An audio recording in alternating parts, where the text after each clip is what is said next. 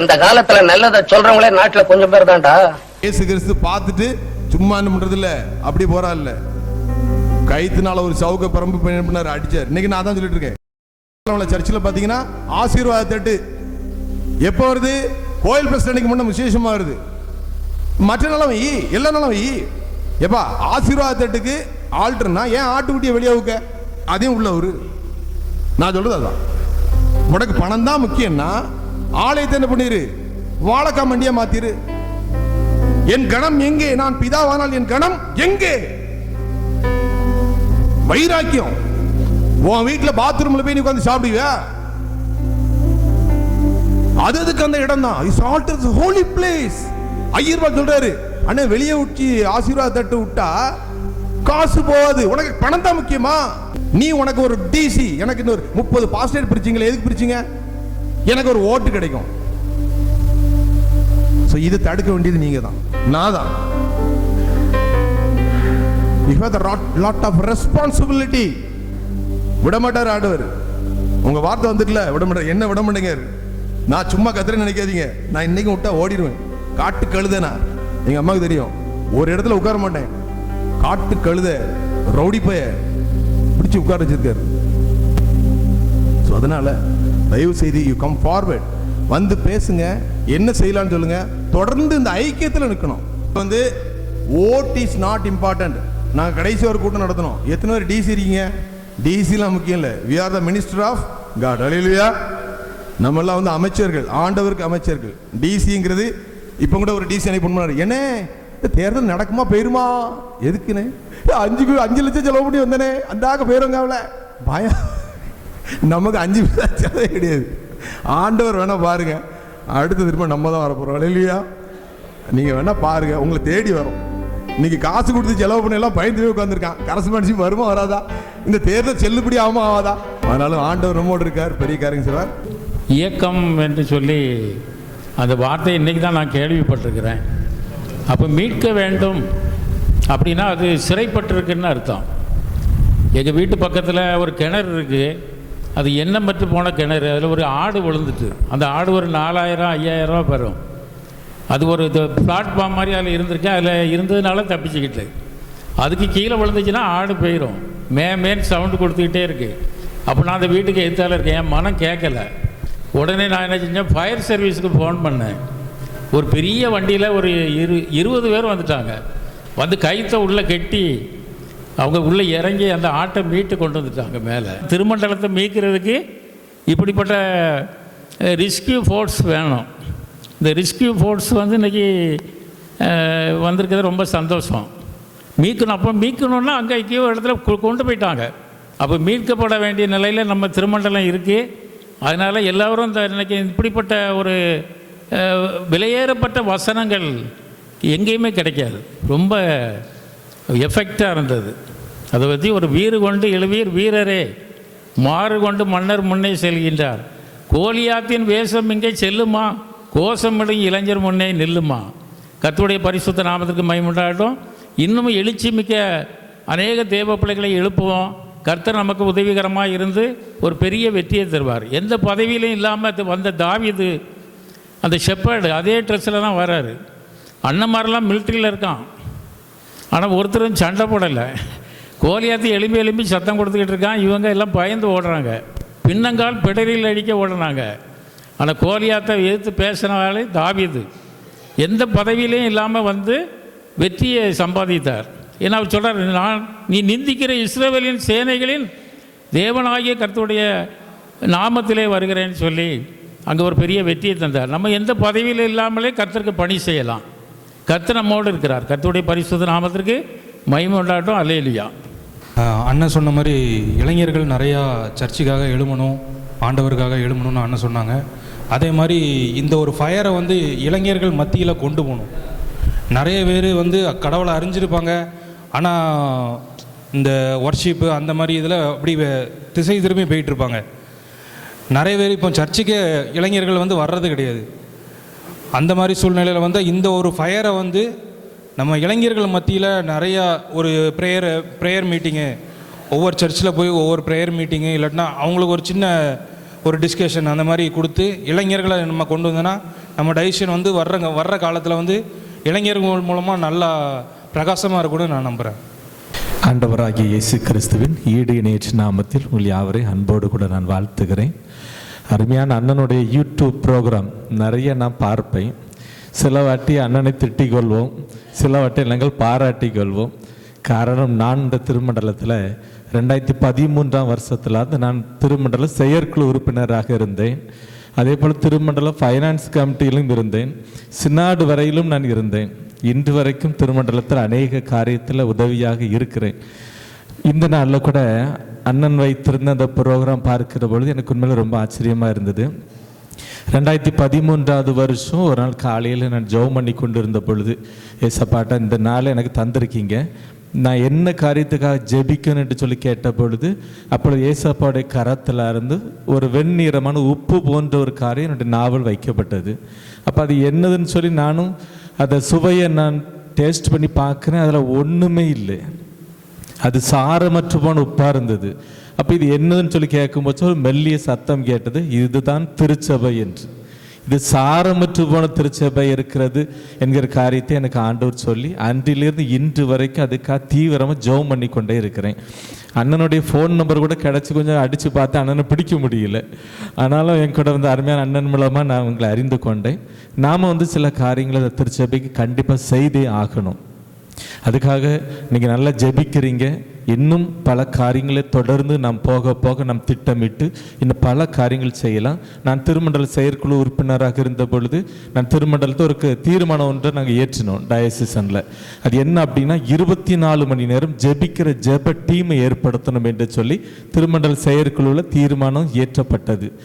ஒவ்வொரு முறையும் நான் கமிட்டிக்கு போகிறப்பெல்லாம் கேட்பேன். அப்போது அங்கே இருக்க பொறுப்பாளர்கள் சொல்லுவாங்க, நாங்கள் இடம் செலக்ட் பண்ணிக்கிட்டே இருக்கோம். 5 வருஷமாக இடம் செலக்ட் பண்ணிகிட்டே தான் இருந்தாங்க. கடைசி வரைக்கும் அவங்க அது செலக்ட் பண்ணி முடிக்கவே இல்லை. கேட்ட பொழுது ஒரு காரியத்தை விளங்கி கொண்டேன், இவர்களுக்கு ஆத்தும பாரம் இல்லை என்பதை நான் புரிந்து கொண்டேன். ஆத்துமாக்களை குறித்து எந்த ஒரு தரிசனம் இல்லை என்று நான் தெரிந்து கொண்டேன். இன்னொரு காரியத்தை தீர்மானமாக கொண்டு வந்தோம்.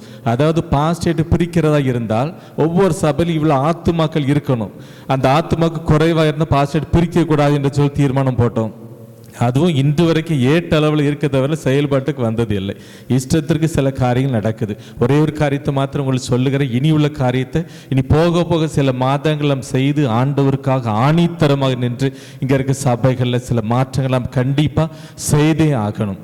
ஒரு காரியத்தை நான் உங்களுக்கு சொல்லுகிறேன், நம் திருமண்டலத்தில் அநேக செல்வந்தர்கள் பணம் கட்டி நிறைய சங்கம் நிறைய கட்டி நிறைய ஓட்டர்ஸை வச்சு குறுக்கு வழியில் ஜெயிச்சு உள்ள வர்றாங்க.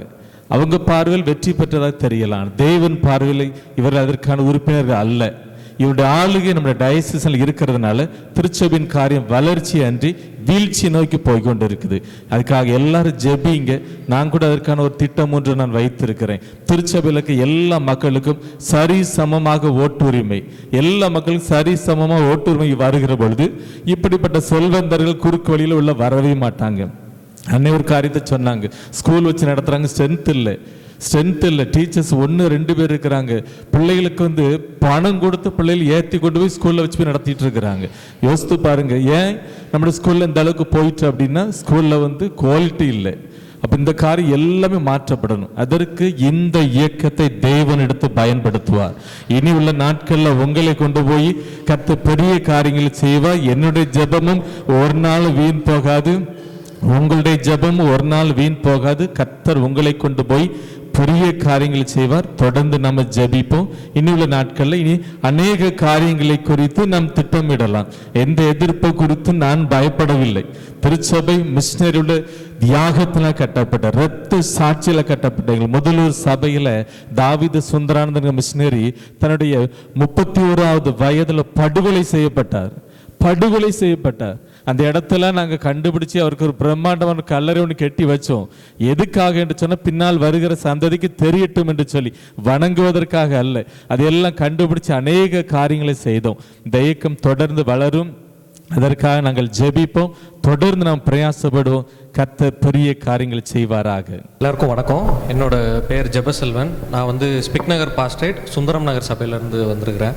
ஸோ எனக்கு இது வந்து நம்ம திருமண்டல மீட்பு இயக்கத்துடைய 2வது கூட்டம். ஸோ இன்றைக்கி நான் ஒரு 2 விஷயத்தை பகிர்ந்து கொள்ளணும்னு ஆசைப்பட்றேன். மொதல் விஷயம், நம்ம இயக்கத்துக்குரிய வேண்டுகோள். ஸோ அந்த கட்டமைப்பை வந்து நம்ம இன்னும் கொஞ்சம் பலப்படுத்தணும். ஸோ கவுன்சில் லெவலில் இன்னும் நம்ம வந்து அநேகரை வந்து நம்ம இயக்கத்தில் நிறைய பேர் சேர்கிறதுக்கு விருப்பத்தோடு இருக்கிறாங்க. ஸோ அவங்கள நம்ம கவுன்சில் லெவலில் ஒரு டீம் மாதிரி ஒரு லிஸ்ட்டு ஃபார்ம் பண்ணி ஸோ அவங்கள நம்ம வந்து ஒருங்கிணைக்கும் போது ஸோ நம்ம எல்லா இடங்கள்லையும் உள்ள அநேக நல்ல விஷயங்களை நம்ம எடுத்துக்கலாம், இல்லை தப்பாக நடக்கிற விஷயங்களை நம்ம மக்களோட கவனத்துக்கு கொண்டு போகிறதுக்கு கரெக்டாக இருக்கும்னு தோணுது.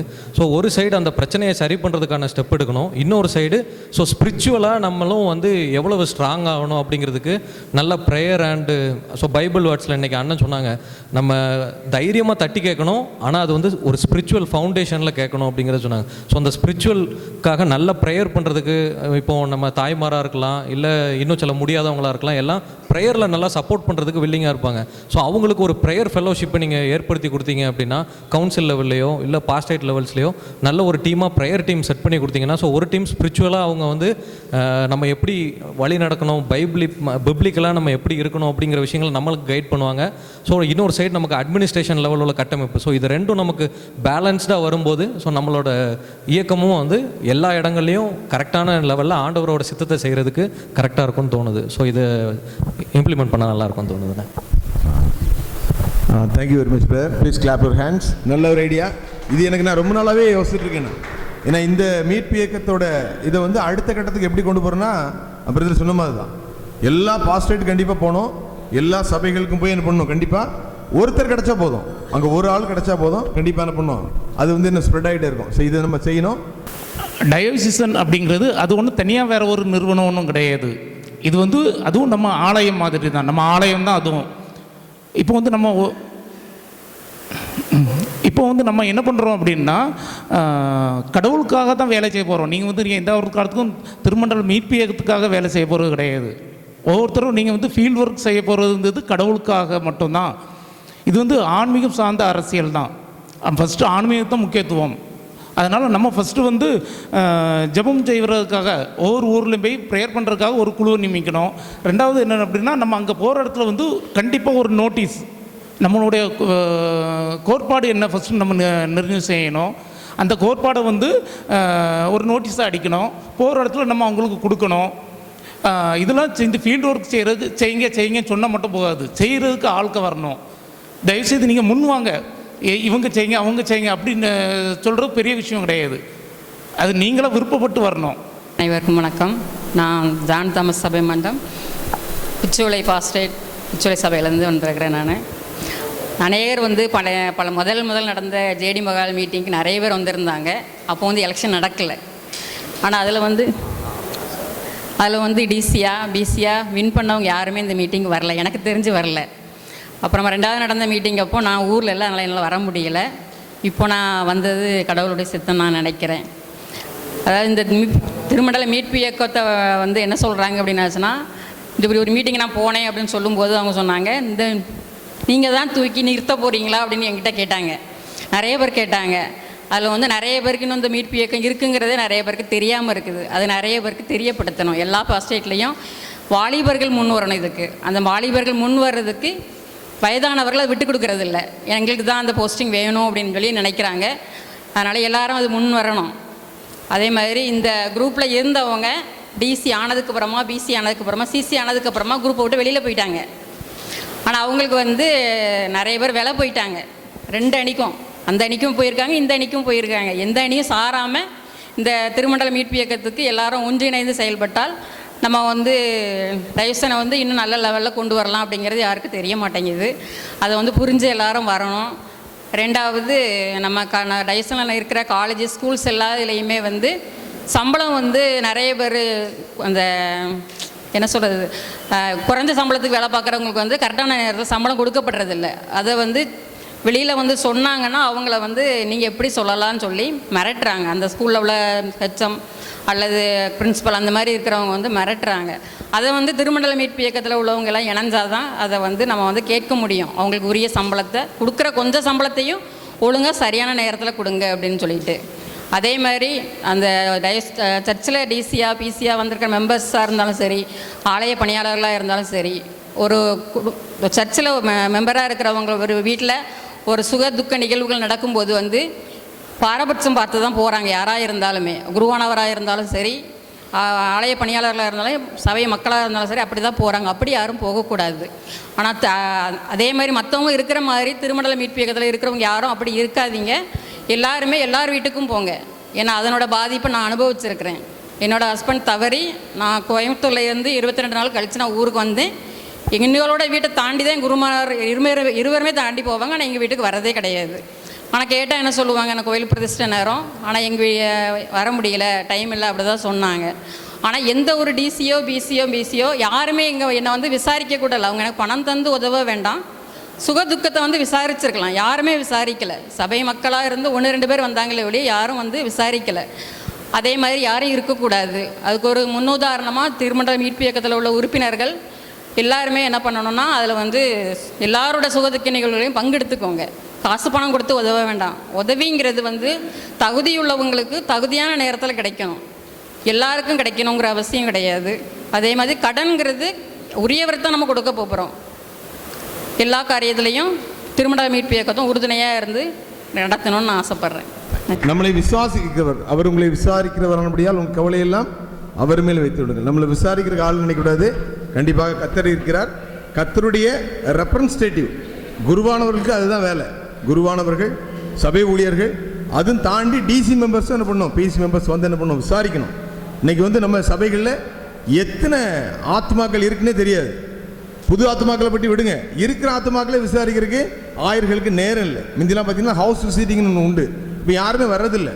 அவங்க வர்றதை நம்ம ஆட்களும் விரும்புறதில்லை. ஐயோ வேண்டாம் அப்படின்னு நினைக்கிறாங்க. ஸோ அந்த மாதிரி ஒரு அட்மாஸ்பியர் கண்டிப்பாக மாறணும்னா அது ஆன்மீகத்தால் தான் முடியும். உண்மையிலே புதியவர்கள் வரணும். புதுக்கோட்டை சேகரத்திலிருந்து ஆல்வின் பேசுகிறேன். நான் கடந்த முறை வந்து செக்ரட்டரியாக இருந்தேன். அப்புறம் இப்போ வந்திருக்கிற கூட்டம் எல்லாருக்கும் உங்களுக்கு ரொம்ப தேங்க்ஸ். இது வந்து எந்த கமிட்மெண்ட்டும் இல்லாத கூட்டம். அண்ணன் அவர்கள் சொன்னது போல் இந்த தேர்தல் நடக்கிறதுக்கு முன்னால் வந்து நமக்கு நிறைய நம்மளுடைய அணிக்கான தேவைகள் இருந்துச்சு. திருமண்டல மீட்பு இயக்கம் அப்படிங்கிற இயக்கம் வந்து என்ன செய்ய போகுது அப்படின்னா, நம்ம வந்து ஒரு ஸ்டாண்ட் எடுத்தோம், ஆன்டி டிஎஸ்எஃப் அப்படின்னு சொல்லி. அந்த ஆன்டி டிஎஸ்எஃப்ங்கிற ஸ்டாண்டு வந்து ஒவ்வொரு சேகரத்துலையும் அது வேலை செஞ்சுது. காரணம் வந்து மிஷினரிகள் வந்து அண்ணன் சொன்னது போல் 200 வருஷத்துக்கு முன்னால் இந்த பகுதியில் வந்து இந்தியாவில் பெரிய அளவில் வந்து சுவிசேஷம் கிடைக்கப்பெற்றது நம்முடைய பகுதி தான். அவர்களுடைய பேசிக் எல்லாத்தையும் விற்று எல்லாத்தையும் எடுத்துகிட்டு வந்து அவங்க என்ன பண்ணாங்கன்னா இங்கே இன்வெஸ்ட் பண்ணாங்க. நமக்கு வந்து பிரசங்கத்தில் சொன்ன மாதிரி சமூக முன்னேற்றத்தை ஏற்படுத்தினாங்க. நமக்கு வந்து ஆண்டவராகி இயேசு கிறிஸ்துவை பற்றி சொன்னது மட்டும் இல்லை, நமக்கு நல்ல ட்ரெஸ் பண்ணுறதுக்கு கல்வி அறிவை கொடுத்து நம்ம வந்து எப்படி ட்ரெஸ் பண்ணணும் அப்படிங்கிறது கூட தெரியாமல், எப்படி வாழணும்னு கூட தெரியாமல் இருந்த நமக்கு எப்படி வாழணும், கல்வியில் தேர்ந்தவர்களாக எப்படி காணப்படணும், மெய்யான இயேசு கிறிஸ்து ஒருத்தர் இருக்கிறாரு அப்படின்னு சொல்லி நம்மளை இன்ட்ரடியூஸ் பண்ணி அதனுடைய நன்மையை பெரிய அளவில் பெற்றுக்கொண்டவங்க நம்முடைய பகுதியை சார்ந்தவர்கள் தான், நாம் தான். இந்த பகுதியில் அவர்கள் வந்து அநேக கல்வி நிறுவனங்களை ஏற்படுத்தினார்கள். அதே மாதிரி ஹாஸ்பிட்டல்ஸ், காலேஜஸ், ஹையர் ஸ்டடீஸில் அதில் படித்த நம்முடைய முன்னோர்களுக்கு அவங்க என்ன பண்ணாங்க, அதிலே பணி வேலை வாய்ப்புகளை ஏற்படுத்தி கொடுத்தாங்க. அதே மாதிரி அவங்க என்ன பண்ணாங்க, ஒவ்வொரு இடங்களில் உருவாக்கப்பட்ட சர்ச்சுகள் எல்லாத்தையும் இணைத்து ஒரு டயசிஸாக அவங்க வந்து என்ன பண்ணாங்க, அதை ப்ரமோட் பண்ணி அந்த டயசிஸ் வந்து சதா காலமும் இயங்குகிற மாதிரி நிறைய பைலாஸ் கிரியேட் பண்ணாங்க. அந்த பைலாஸ் எல்லாத்தையும் கிரியேட் பண்ணி சமூக பணியிலையும், ஐயா சொன்ன போல் சமூக பணியிலையும் அதே நேரத்தில் ஆவிக்குரிய வளர்ச்சியிலையும் தொடர்ந்து இது ஜனங்கள் சதா காலமும் இருக்கணும், வருங்கால பின் சந்ததியினர் ஒவ்வொருவரும் இதை ஃபாலோ பண்ணணும் அப்படின்னு சொல்லி ஏற்படுத்தினாங்க. ஆனால் இடையில இப்போ ஒரு கிட்டத்தட்ட ஒரு ஜென்ரேஷனாகவே இது வந்து என்ன ஆயிடுச்சுன்னா, முற்றிலும் அது உருவாக்கப்பட்ட நோக்கத்தை தவிர்த்து அதிலிருந்து டீவியேட் ஆகி எல்லா காரியங்களிலையும் என்ன ஆயிடுச்சுன்னா தற்புகழ்ச்சி நிறைந்ததாய் காணப்பட்டுச்சு. ஒரு குறிப்பிட்ட மனிதர்களுக்கு மட்டும் என்ன ஆகும், ஒரு குறிப்பிட்ட team, SDK team, TSF team அப்படின்னு சொல்லி ஒரு குடும்பம் சார்ந்த அரசியலாக இது மாறி போனது. இது நம்முடைய நாமே நமக்காக உருவாக்கி கொண்ட ஒரு வலை. அவங்க எப்படி வந்து இந்தியாவில் ஒரு குறிப்பிட்ட பகுதியில் மட்டும் நம்ம இந்த முன்னேற்றத்தை உருவாக்கி கொடுத்துட்டோம்னு சொல்லியாச்சுன்னா, இவங்க எல்லாரும் சேர்ந்து ஒட்டுமொத்த இந்தியாவையும் இவங்க மாற்றிடுவாங்க அப்படின்னு சொல்லி ஒரு நம்பிக்கையில் என்ன பண்ணாங்க, நம்மகிட்ட இந்த பொறுப்பை ஒப்படைச்சிட்டு போனாங்க. ஆனால் நம்ம அதை எல்லாத்தையும் பொறுப்பெடுத்துக்கிட்டு நல்ல ஷர்ட்டு, நல்ல பேண்ட்டு, நல்ல கல்வி அறிவு எல்லாத்தையும் நம்ம மட்டும் வாங்கிக்கிட்டு நம்ம இப்போ என்ன பண்ணுறோன்னா, நம்ம மட்டுமே அதை அனுபவிச்சுக்கிட்டு இருக்கோம். நம்மளே அசனம் கொண்டாடுவோம், நம்மளே சாப்பிடுவோம், நம்மளே காலி பண்ணிட்டு போயிடுவோம். அநேக ஆலயங்கள் வந்து காணிக்கை பணம் வந்து 10ல் 1 அப்படின்னு சொல்லி நம்ம கொடுத்துருவோம். காணிக்கைகள் உண்டியல்லையோ பை காணிக்கை, கவர் காணிக்கை, இப்படி பலவிதமான காணிக்கைகள் நம்ம டைசிஸில் வாங்குறாங்க. இந்த காணிக்கை பணங்கள் எல்லாத்தையும் நம்ம எப்படி செலவு பண்ணுறோம்? செலவு பண்ணுற காரியங்கள் நியாயமானதா, உண்மையாக இருக்குதா? இந்த காணிக்கையில் நம்ம பெற்ற நன்மைகளை நம்ம பகிர்ந்து நார்த்தில் நடக்கக்கூடிய ஊழியத்துக்கு நம்ம செய்கிறோமா? நம்ம டயசிஸ் செய்ய வேண்டிய காரியங்களை இன்னைக்கு விஸ்வவாணி, ஜிஎம்எஸ், ஐஎம்எஸ் இல்லை தனிப்பட்ட நிறுவனங்கள் செய்து கொண்டிருக்கிறது. ஆனால் நம்முடைய டயசிஸ் முழுக்க முழுக்க அசனம் கொண்டாடுறதுல தான் நம்ம இருக்கோம். கொஞ்ச நாளைக்கு முன்னாடி நான் வந்து ஒரு பதிவு வந்து போட்டிருந்தேன், நீங்களாம் பார்த்தீங்களான்னு தெரில. அதாவது 2023-24 எக்ஸிக்யூட்டிவ் மினிட்ஸில் உள்ள செலவு கணக்குகள், வரவு செலவு கணக்குகளை வந்து நான் போட்டிருந்தேன். அதில் வந்து பார்த்தீங்கன்னா நம்ம டயசிஸ் வந்து செலவு பண்ணுறது, நம்ம டயசிஸ் உடைய ஒரு வருஷ பட்ஜெட் வந்து 10 கோடி. நீங்கள் எல்லாம் தெரிஞ்சுக்கிடணும், 10 கோடி. இது வந்து ஆக்சுவலாக வந்து எக்ஸிக்யூட்டிவில் உள்ளவங்களோ டிசி உறுப்பினர்களுக்கே நிறைய பேருக்கு இது தெரியாது, இந்த கணக்கு வழக்குகள் தெரியாது. நம்மளை நிர்வாகம் பண்ணுறதுல ஏற்படுற சுணக்கம் தான் இன்னைக்கு நம்ம இருக்கக்கூடிய நிலைமை. நீங்கள் நேரடியாக நிறைய பேர் கேட்குறீங்க, ஏன் இந்த சீனியாரிட்டி லிஸ்ட் மெயின்டைன் ஆகலை? ஏன்னா அவங்களுக்கு தெரியும், இந்த சீனியாரிட்டி படி நம்மளை போடலைன்னாலும், நம்ம அப்பாயிண்ட் பண்ணலனாலும் நம்மளை யாரும் கேட்க மாட்டாங்க.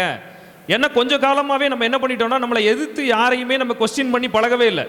பெரியவர், பெரிய ஆள், வெள்ளை சட்டை போட்டிருக்கிறவங்க, வெள்ளை அங்கி போட்டிருக்கிறவங்கலாம் எல்லாமே நல்லது தான் செய்வாங்க, இவங்க பொய் சொல்ல மாட்டாங்க, இவங்க எல்லாம் கரெக்டாக தான் இருப்பாங்க அப்படின்னு சொல்லி நம்ம கேட்கணும். அன்னைக்கு கூட நான் வந்து சுந்தர் நகர் பாஸ்டேட்டில் வந்து ஒரு ஃபியூனரலுக்காக நான் அட்டன் பண்ணியிருந்தேன். 22 மிஷினரிகள் நீங்கள் தாங்குறீங்க. நான் அந்த இதை ஃபோட்டோ எடுத்துகிட்டு வந்தேன். ரொம்ப பாராட்ட வேண்டிய ஒரு இது. நிறைய பேருக்கு அதோடைய அவேர்னஸை, விழிப்புணர்வை ஏற்படுத்தக்கூடிய பங்குல யார் இருக்கா? குருவானவர்கள் இருக்காங்க. அந்த குருவானவர்கள் அவருடைய பணியை செய்ய விடாமல் தடுக்கிறது நம்ம லே பீப்புள் தான். இன்னைக்கு நிறைய குருவானவர்கள் வந்து இந்த மாதிரியான விழிப்புணர்வுகள் வரணும், திருச்சபை வந்து கடவுளுக்கு நேராக திருப்பப்படணும், ஆதி மிஷினரிகள் உருவாக்கப்பட்ட நோக்கம் திருமண்டலத்தில் நடக்கணும், திருமண்டலம் வந்து சரியான பாதைக்கு திரும்பணுங்கிறது இருந்தாலும் 2 அணிகளும் பகடைக்காயாய் பயன்படுத்துகிறதுனால பயந்து போய், ஒதுங்கி போய், தன்னுடைய குடும்பத்தை, பொண்டாட்டி பிள்ளைகளெல்லாம் பார்த்து ஒதுங்கி இருந்து அமைதியாக இருக்கக்கூடிய குருவானவர்கள் நிறைய பேர் இருக்காங்க. லே பீப்புள் வந்து அடுத்த தடவை ஜெயிக்கணுமே, திருமண்டல மீட்பு இயக்கத்துக்கு நான் அதுதான் சொல்கிறேன். யாரையும் எந்த ஒரு தனிப்பட்ட நபருடைய செய்கையும் விமர்சனத்துக்கு உரியது தான். அது பெரம்பண்ணனாக இருந்தாலும் சரி தான், ஆல்வினாக இருந்தாலும் சரி தான், எவராக இருந்தாலும் சரி தான். அதே மாதிரி எதிரிகளாக இருந்தாலும் சரி. இப்போ நான் எலெக்ஷனில் நான் தோற்றுருக்கேன், எனக்கு ஆப்போனண்ட் வந்து நிர்வாகம் பண்ணுறாங்கன்னா அவங்கள நிர்வகிக்க விடணும். அதே மாதிரி அவங்க சரியான பாதையில் நல்ல விஷயங்களை செஞ்சாங்கன்னு சொன்னால் அதை பாராட்டக்கூடிய மனசு நமக்கு முதல்ல வேணும். ஃபர்ஸ்ட் மீட்டிங்கில் ஜான்சன் வந்து நம்ம தலைவர் வந்து ஒரு விஷயத்தை அதை சொல்லியிருப்பாங்க, ரொம்ப ஆணித்தரமாக சொல்லியிருப்பாங்க. நம்முடைய ஆலயங்களிலே எதிர்த்தரப்பினராக இருந்தாலும் யாரும் நமக்கு எதிரிகள் கிடையாது. அவங்க சரியான பாதையில் ஒரு விஷயத்தை செய்கிறாங்கன்னு சொல்லியாச்சுன்னா செய்யணும். அதே மாதிரி குறைஞ்சபட்சம் நமக்கு ஒரு அறிவு வேணும். எப்படி அறிவு வேணும்? நம்முடைய திருமண்டலத்தையோ இல்லை திருச்சபையோ நிர்வகிக்கும் பொழுது நம்முடைய திருமண்டலத்தில் ஆவரேஜாக காணிக்கை எவ்வளவு, திருச்சபையில் மாதம் இவ்வளவு ரூபா காணிக்கை வருது, இதை வந்து எத்தனை பங்கு வந்து நான் வந்து மிஷினரிக்காக நான் தொகையை செலவு செய்கிறேன், இதில் எத்தனை பங்கு வந்து நான் என்ன போல நான் இதே மாதிரி நல்ல கடவுளை ஒரு தடவை கூட கேள்விப்படாத எத்தனை கிராமங்களுக்கு நான் உண்மையாகவே சுவிசேஷத்தை எடுத்துகிட்டு போகிறதுக்கு இந்த காணிக்கை பணத்தை நான் பயன்படுத்த போகிறேன். இந்த குறைஞ்சபட்ச கேள்விகள் நமக்குள்ளே இருக்கணும். நம்ம கூட உள்ளவங்கள எஜுகேட் பண்ணணும். அதே மாதிரி திருமண்டலத்தில் நிறைய பேர் எலெக்ஷனில் நின்று ஜெயிச்சு வரோம். எத்தனை பேர் இப்போ சாப்பாடு போடுவாங்க, நம்ம டயசிஸ் கவுன்சில் மீட்டிங்லலாம் சாப்பாடு போடுவாங்க. எல்லா கவுன்சிலையும் பார்த்துருப்பீங்க, பொறுப்பில் இருக்கிறவங்களாம் சாப்பிட்ருப்பீங்க. ஆக்சுவலாக டயசின் நான் வந்து ரொம்ப ஆச்சரியமாக அதை பார்த்தேன் ஃபஸ்ட் டைம் வரும்போது. 3 வருஷம் பல மீட்டிங் நடந்திருக்கும், பாஸ்டேட் கமிட்டி மீட்டிங் நடந்திருக்கும், டயசின் மீட்டிங் நடந்திருக்கும். ஒரு மீட்டிங்லையுமே ஒரு தடவை கூட தங்களுடைய கருத்துக்களை எழும்பி இருக்கிற இடத்துல சொல்லாத நபர்கள் நிறைய பேர் உண்டு. 3 வருஷமும் அவன் பப்ளிக் வந்து செலக்ட் பண்ணி ஓட் பண்ணி அவனை அனுப்பியிருப்பாங்க ப்ரமோட் பண்ணுறதுக்கு. தன்னுடைய டயசின் கவுன்சில் மீட்டிங் எதுக்கு நடக்கு? தன்னுடைய சேகரத்தின் சார்பாக தன்னுடைய சேகர மக்களுடைய கருத்துக்களை எடுத்து பேசுறதுக்கு தான் நடக்குது. ஆனால் ஒரு தடவை கூட அவங்களுடைய கருத்துக்களை சொல்லியிருக்க மாட்டாங்க. 10 மணிக்கு கரெக்டாக சர்வீஸ்லாம் நடந்து, கம்யூனியன் சர்வீஸ்லாம் நடந்து ஒரு 1.5 மணி நேரம் நடக்குதுன்னு சொல்லியாச்சுன்னா 1.5 மணி நேரம் கம்யூனியன் சர்வீஸ் நடக்கும். 11:30க்கு ஆரம்பிக்கும். 1 மணிக்கு எல்லாரும் சாப்பிட போயிடுவாங்க. ஜியு போப் கவுன்சிலில் வந்து அந்த ஓட்டிக்ஸ் அந்த பழைய இதில் மீட்டிங் நடக்கும். மட்டன் சாப்பாடு சாப்பிட போயிடுவாங்க. ஆக்சுவலாக அது வரைக்கும் கவுன்சில் செக்ரட்டரி என்ன வாசிச்சிருப்பாருன்னா சீனியாரிட்டி லிஸ்ட்டை தான் வாசிச்சிருப்பார். சீனியாரிட்டி லிஸ்ட், டீச்சர்ஸ் லிஸ்ட்டை வந்து வரிசையாக வாசிச்சுக்கிட்டே வருவார். ஒரு விஷயம் கூட அவங்க வாசிக்கவே ஆரம்பிச்சிருக்க மாட்டாங்க. அதுக்குள்ள 50% ஆஃப் த பீப்புள் வந்து சர்ச்சை விட்டு வெளியே போயிடுவாங்க. இதுதான் கவுன்சில் மீட்டிங் நடக்கிற இது. அதே மாதிரி கவுன்சில் செக்ரட்டரி வந்து அவங்க ஏற்கனவே ஏர்லியராக முந்தின நாளே வந்து சப்கமிட்டி நடந்திருக்கும். அந்த சப்கமிட்டி நடந்ததில் என்ன தீர்மானம் நிறைவேறி இருக்கோ அந்த தீர்மானத்தை கவுன்சில் மீட்டிங்கில் வாசிக்க தான் செய்வாங்க. எதுவுமே விவாதத்துக்கெல்லாம் நடைபெறாது. ஒரு விவாதமே நடைபெறாம ஏற்கனவே முடிவு செய்யப்பட்ட கருத்துக்களை வாசிச்சு அனுப்பிட்டு போறதுக்கு கவுன்சில் மீட்டிங் எதுக்கு நடக்கணும்? மக்கள் ஓட்டு போட்டு ஜெயிக்கிறவங்க பிசியா டிசியா ஒவ்வொரு ரெப்ரசன்டேட்டிவா வராங்க. குருவானவர்களுக்கு கீழே இவங்க இயங்கணும். இவங்க வருஷத்துக்கு 2 தடவை மீட்டிங் போட்டு இவங்க என்ன பண்ணணும்? இவங்களுடைய தேவைகளை தீர்மானமாக நிறைவேற்றி கவுன்சில் கொண்டு போகணும். கவுன்சில் அது விவாதத்துக்கு உட்பட்டது. ஒவ்வொரு பாஸ்டேட்லையும் வரக்கூடிய விஷயங்கள் எல்லாத்தையும் விவாதம் பண்ணி அது பாஸ் ஆச்சுன்னு சொன்னாதான் டைசன் கவுன்சில் போகுது. டைசன் கவுன்சில் தான் எக்ஸிக்யூட்டிவ் ரெப்ரசன்ட் பண்ணுறாங்க. எக்ஸிக்யூட்டிவ் மினிட்ஸில் வந்து என்ன தீர்மானம் நிறைவேறுகிறதோ அதுதான் வந்து தீர்மானமாக புக்கில் அச்சடிக்கப்பட்டு அடுத்த ஒரு வருஷத்துக்கு இல்லை அடுத்த எக்ஸிக்யூட்டிவ் மினிட்ஸ் நடக்கிற வரைக்கும் டயசிஸ் வந்து அந்த அடிப்படையில் தான் நிர்வாகம் பண்ணும். ஸோ இவ்வளோ அழகாக கொடுத்துருக்காங்க. இங்கே வந்து அது எல்லாம் எதுவுமே கிடையாது. இங்கே வந்து ஒன்லி ஃபார் ஒவ்வொரு மீட்டிங்லையும் பார்த்தீங்கன்னா குறிப்பிட்ட 10-15 பேருடைய ஓட்டுகளை அடிக்கிறதுக்கு தான் ஒவ்வொரு கவுன்சில் மீட்டிங் நடக்குது. அதே மாதிரி அப்பாயின்மெண்ட்டை பார்த்தீங்கன்னா சீனியாரிட்டி லிஸ்ட்டு இன்னைக்கு கிடையாது நம்மளுடைய டயசிஸில். பரிதாபமான நிலைமை.